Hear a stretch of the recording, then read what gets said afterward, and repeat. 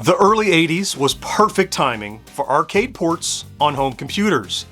Arcades were still thriving and packed with what are now legendary games, and home computers like the Commodore 64 and the Atari 8-bit were so much more capable than early consoles that they could much more closely duplicate the sound, visuals, and gameplay in a way that we'd never seen. The 400 Mini will be released in just a few weeks, and of its 25 included games, nearly 30% are Atari arcade games which had great home computer ports. But there are way more out there that are worth your time. So, in this video, I'm going to highlight 25 more arcade games with Atari 8-bit ports that you're going to want to try out. That's going to be right after this. This video supported in part by... Playing VR, I tend to sweat. It gives me an edge. So King of Nerds happens to give me an edge too. Let King of Nerds give you the edge. Bye, King of Nerds. Hey there, welcome back to GenXGrownUp. I'm John, and I am a GenXGrownUp. Thanks for clicking on this video. Bringing arcade games home was a major segment of home video games in the early 80s, and the Atari 8-bit is no exception. When the 400 Mini ships, it will include the likes of Asteroids, Centipede, Battlezone, Crystal Castles, and more. But that's only the tip of the iceberg when it comes to arcade titles ported to the 8-bit. There are dozens and dozens available, ranging from officially licensed translations and even more unofficial knockoffs that are sometimes even better than the originals.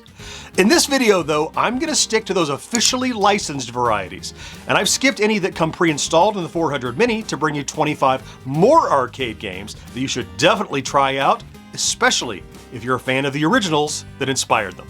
Alright, I'm going alphabetically here and getting things kicked off with Blueprint. In Blueprint, you play as JJ, whose girlfriend Daisy is being chased by Ollie Ogre. You travel house to house looking for pieces of a machine to defeat the ogre. You bring each piece back to your blueprint, and once assembled, you can use it to defeat that ogre and save your girlfriend. This is a delightful port of the Midway arcade game that preserves the game design as well as the sounds and mechanics. Whether or not you know Blueprint from the arcade, this action game with light puzzling on the Atari 8-bit is good old-fashioned 80s fun. Up next, it's Defender. This Williams classic had ports on consoles, but they were never quite able to capture the pace and mood of this chaotic alien blaster. In Defender, you fly a ship over the city in the attempt to protect astronauts from being abducted and turned into mutants. The visuals here are really faithful, but maybe the most amazing thing about this port is just how accurately that Williams-style sound is reproduced. Half synthy and half crunchy, those sounds would cut through the noise at an arcade and let you know Defender was present, and this port nails it. Plus, by utilizing a few buttons on the keyboard, you're able to have quick access to both smart bombs and hyperspace despite the joystick having just one button. If you like Defender, do not miss this version. Moving on then to Dig Dug. This computer port of Namco's Dig Dug may not be the best looking translation of the game, but compared to home versions we had seen up until then, it was pretty impressive. Pukas and Figars roam underground caverns while you dig through the playfield and overinflate them with your air pump. Again, not the most faithful port on our list, but no collection of arcade games is complete without Dig Dug, so be sure you at least give it a try. Moving on then to Donkey Kong. Oh, Donkey Kong! Look, if you're gun-shy about trying a Donkey Kong port on an Atari platform after what we got on the VCS, you can rest easy. Coleco was not involved, and the Atari 8-bit port is fantastic. The animation and movement is amazingly fluid, control is intuitive, by which I mean you won't find yourself struggling to get up a ladder, and it preserves all 4 screens from the arcade game arranged in the US sequence. For practice, you even have the option to start on later levels as you hone your strategy. This port does the Nintendo arcade game properly, and it's a delight to play. And when you're ready to move on, how about the sequel, Donkey Kong Jr.? Like Donkey Kong, this is not a retread of the Coleco port we saw in the 2600, but a fresh take that delivers all the mechanics and gameplay elements from the Nintendo Classic to your home computer. Again, unlike previous ports, all 4 screens are included. Yeah, even Mario's hideout. And because storage is no longer such a premium, even the animated cutscenes are here. Junior doesn't quite control as smoothly as Donkey Kong, and hit detection is just a bit too finicky sometimes, but for an overall DK Junior vibe, this is another port worth hunting down. Next up is Frogger. Now, this isn't the only port of Frogger for the Atari 8-bit, but it's one of the most accurate. You know that your goal in Frogger is to hop all your frogs across the road and river to the safety of your little home base on the far side of the screen. Frogger actually saw a couple of amazing releases on the 2600, and Parker Brothers stepped up their game for the home computer version with better and smoother animation, and even includes that original nursery rhyme theme song that's omitted from later ports due to copyright claims. It is too bad, though, the music doesn't continue throughout the game, as the sound effects are limited to your frog's hopping noise, but whether you play this port or one of the half dozen others, this is a pretty good way to play Frogger. Now, on to Galaxian. Namco's Galaxian, the predecessor to Galaga, is nicely represented in the Atari 8-bit library, and if you played the 5200 version, this is going to look very familiar. Move your ship across the bottom of the screen, blasting the diving aliens and dodging their bullets while racking up a high score. Thanks to the horsepower here, there are no flickering of moving objects, and there are a lot of them. This port does take some pretty big liberties with sound design compared to the arcade original, but it preserves the feel of the game. So as long as you're not a Galaxian purist, I think you'll find something to enjoy here. Up next, it's GORF. Midway's GORF is a game that doesn't get enough love as far as I'm concerned, so having it on my Atari home computer was a treat. It includes 4 levels: Astro Battles, Laser Attack, Space Warp, and Flagship. Now, Galaxians isn't here. As we know, it started going missing from ports due to legal wrangling over the game of the same name, but the gameplay and progression is all intact at least. As you work your way up through the ranks from Cadet to Avenger with regularly increasing difficulty, you'll remember just why GORF was so great in the arcade. Next up, it's Gyruss. Parker Brothers brought Konami's Gyruss to home computers in 1984, and as you can see, though at a slightly lower resolution, the original arcade game is intact here. The classical music score, the swarming sound of aliens as they enter the screen, the opportunity to blast the satellite to double your firepower, and even the bonus stages. Circular control with the joystick works just as well as it did in the arcade, which means when you get hit, it won't be because of those controls. Gyruss is as engaging here as it is in the arcade game, and yes, of course, I'm going to mention 3 warps to Uranus because it's just fun. Up next, it's Joust. This home computer port of Joust, like Defender before it, does a remarkable job of replicating that signature Williams arcade game sound. The color palette is a bit reduced from the original, but the gameplay mechanics are all here, and it plays nearly as well. The flapping flying physics work just like you remember, and while the best way to play Joust is simultaneous co-op with a friend, whether you've got a player 2 or not, this port of Joust will not disappoint. Now we're off to the jungle with Jungle Hunt. Taito's Jungle Hunt, originally Jungle King until the Tarzan estate got involved, sees your pith helmet-wearing hero make his way through various environments en route to rescue the fair maiden from the headhunters who have captured her. All the levels you know made it into this port: the vines, swimming with the crocodiles, the uphill run avoiding boulders of various sizes, and the showdown at the bad guy's camp. In general, I find the difficulty of the Atari computer port to be a bit higher than it is on the 2600, but for me, it just feels more arcade accurate. So, give it a try and see what you think. From the jungle to the tomb, it's Lost Tomb. Now, if Lost Tomb sounds familiar, it may be that you're remembering it was one of a dozen games Atari acquired from Stern in the Berserk deal last year. So even more than in the 80s, Lost Tomb belongs on your Atari 8-bit. Guide your adventurer through various maze-like rooms of a lost tomb, battling enemies and collecting treasure. Stern's original was a dual-stick shooter, but the move-and-shoot single-stick and button version works nearly as well. And since the arcade game was so vast, it may be even a bit better on the Atari computer, since you can spend more time exploring more parts of the pyramid without the need to keep pumping in tokens.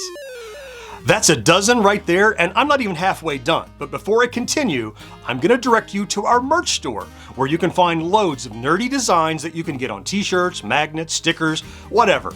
No matter what you're into, we likely have it, from games and computers, to TV and movies, to sports, and more. So the next time you're in the market, click over to GenXGrownUp.com/merch and give it a browse. And as a bonus, every purchase goes to support the next Gen X Grown Up video, like this one. Also, while we're paused, I want to thank Todd Whitehead for his Google Doc documenting all the Atari 8-bit arcade ports. I used his doc to kick off my research and writing for this video. Link to his document down in the description. Okay, let's get back at it with the Datasoft port of Mr. Do.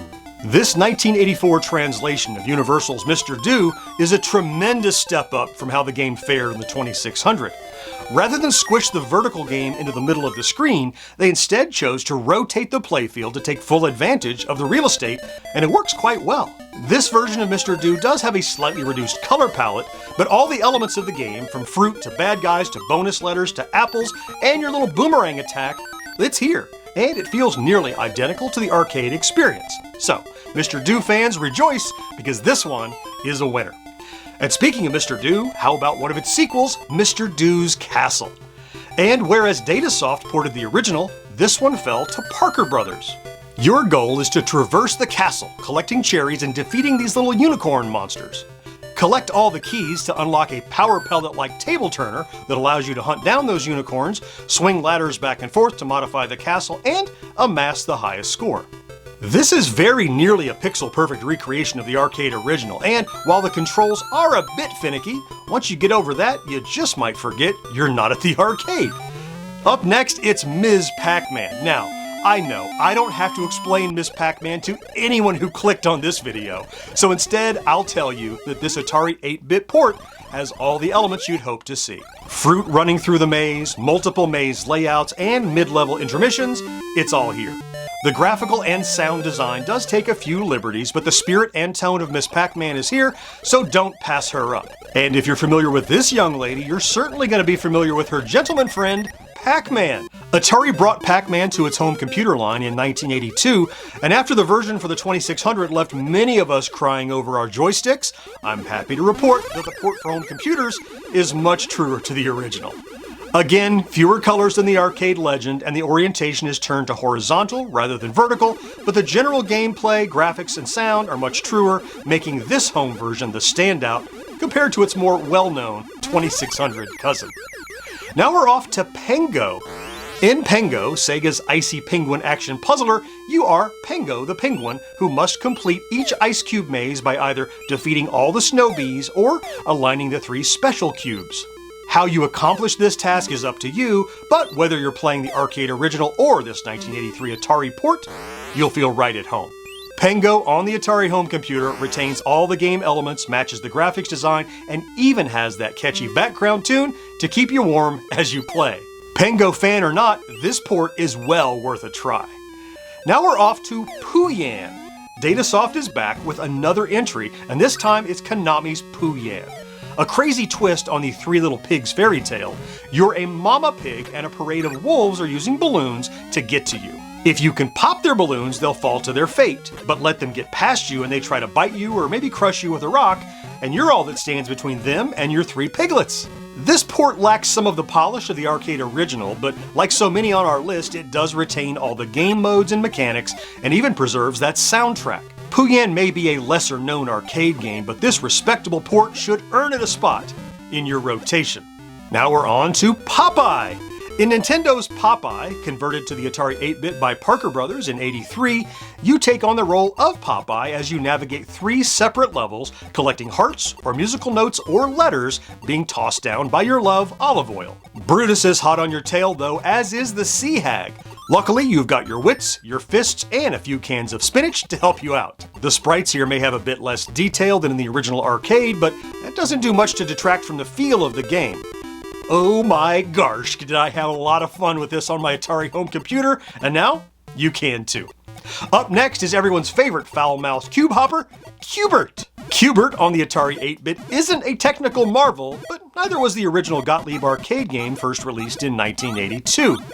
In Q*bert, you hop around a geometric pyramid, dodging Coily and his gang in an effort to change the colors of all the cubes to match the target color indicated in the upper left. Aside from less detailed characters and slightly tweaked sounds, this port of Q*bert plays just like the arcade original, though at a slightly slower pace.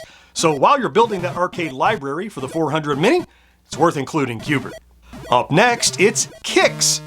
Taito's arcade puzzler Kix made its way to the Atari 8-bit in 1982, and thanks to the simplicity of the original, this home computer port's visuals are spot on. The biggest compromise though isn't in graphics or sound, but in controls. See, the arcade game had 2 buttons for slow or fast drawing, the slower being more risky and worth more points. But having just one button, this version opts for auto drawing with the fast pen and switching to slow if you hold down the button. It makes control a bit more tricky since you can start to draw accidentally this way, but once you get the hang of that, the Kicks experience here is pretty close to the one you would have paid 25 cents for in the mall. Up next, it's Satan's Hollow. Now, I don't typically include prototypes in lists like this, but I'm making an exception. Firstly, Satan's Hollow isn't technically a prototype. It was completed and advertised, but never released. But more importantly, it's Satan's Hollow! Look, maybe it's the demonic title that kept this game from getting more love beyond the arcade, but aside from a C64 port in 1984 and showing up in a few collections, this is the only other iteration of this very cool Bally Midway arcade original. You blast swarming gargoyles while building a bridge across a lake of fire, and ultimately get to shoot Satan himself out of the ashy sky. Now, since it never got a release, there's no manual, so don't forget you can pull back on the stick to activate your shield. It's a real lifesaver, so good luck battling Satan, I guess. Up next, it's Space Invaders. This is the same Space Invaders that appeared on the Atari 5200, and if you're thinking it looks nothing like the arcade, you're right. The sounds and gameplay are here, but the art design took a hard left turn from the original source material from the arcade. Aliens come marching out of a rocket ship, and for some reason Atari decided that those protective shields, a signature part of the Taito Classic, just didn't need to be here at all. Now, despite being so far afield from the arcade game, this official port of Space Invaders is fun in its own right, and now you'll be braced for what's ahead before you press start. Okay, just a couple more, and I want to next highlight Star Wars the arcade game. Parker Brothers ported Star Wars the arcade game to a lot of platforms, and where the 2600 port was all style and no substance, the Atari computer port fared much better. That wireframe vector styling of the 83 arcade game is replicated well here, and all the levels are present, including the dogfight, the towers, and the trench run. Admittedly, the explosion of the Death Star is substantially less dramatic here than it was in the arcade, but lots of little design details and exceptional playability make this port pretty respectable. Alright, last one, and it's one of my favorites, Super Cobra. It's very easy to do a bad port of 1981's Super Cobra, and we've seen plenty. This, however, is not one of those. This is great! Parker Brothers developers knew their way around the Atari 8-bit hardware, and it really shows here. This port includes all 11 levels and all the perils of the original. Navigate your chopper through the treacherous base, blasting obstacles with guns and rockets, and always keep an eye on your fuel gauge. If you get low, by using video game logic, blow up a ground-based fuel tank and fuel will magically refill your chopper. Like the arcade game, Super Cobra is challenging, but this Atari computer port allows for continues, so you can play all the way to the end without spending your entire allowance. You know, every time I produce a video highlighting an emulation gadget like the 400 Mini, I get comments like, "Why do we need this? I can already play this on my computer or my Raspberry Pi." And I get where those comments are coming from, but for me, this is why the release of the 400 Mini is so cool. It's not about whether or not we need it. Nobody's even laid hands on a product yet, and already there's more buzz and interest in the Atari 8-bit home computer line that I can remember since, like, the late 80s. The 400 Mini will be here before you know it, and I'll put links to more Atari 8-bit videos here and here that I've covered recently. I certainly hope you found something to enjoy in this video, and I can't wait to talk to you again next time. Bye-bye.